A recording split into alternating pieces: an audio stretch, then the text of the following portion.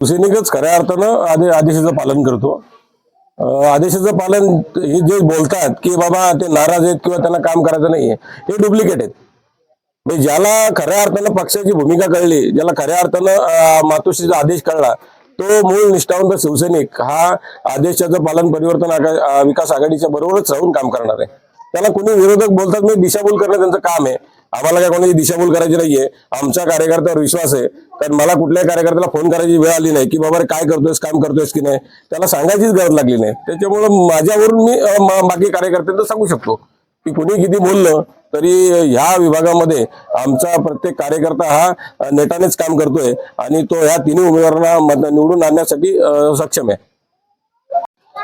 तालुक्यामध्ये परिवर्तन विकास आघाडी अस्तित्वात आली त्यावेळेला सगळ्यात प्रथम या आतकरगाव जिल्हा परिषद विभागामध्ये जर राष्ट्रवादी आणि उद्धव बाळासाहेब ठाकरे पक्षाचे कार्यकर्ते यांचं सगळ्यात पहिलं मनोमिलन झालं आणि ते मनोमिलन हाच खरा विजयाचा पाया आहे।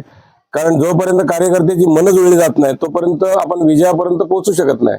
तर आजची परिस्थिती या विभागामध्ये म्हणजे आम्हाला, मी तर आज पहिल्यांदाच या प्रचारामध्ये सामील झालो। मला तालुक्यामध्ये सगळीकडे जावं लागतं, माझ्या विभागामध्ये जिल्हा परिषदचा उमेदवार असल्यामुळे मला तिथेच काम करावं लागतं। पण ते आज सोडून मी आज या विभागामध्ये आलो कारण मला भूषण आणि अंकित शेटचे फोन आले होते दोघांचे की तुम्ही एक दिवस तरी प्रचाराला या। तर मला प्रचाराला यायची गरज नाही, कारण कार्यकर्ते आमचे सगळे सक्रिय आहेत। मला कोणालाही सांगायची गरज लागली नाही की आपल्याला कशा पद्धतीने काम करायचंय। कारण जो तो या तिन्ही उमेदवाराचं जर पाहिलं, जर खाली अजित असेल, त्यांची पत्नी असेल देवानी आणि वरती अंकित आणि भूषण, हे तिन्ही कार्यकर्ते एवढे सक्षम आणि तत्पर आहेत की त्यांना सांगायची गरज लागत नाही की बाबा कार्यकर्त्यांचं काय म्हणणं आहे किंवा कार्यकर्त्यांपर्यंत कसं पोहोचायचंय।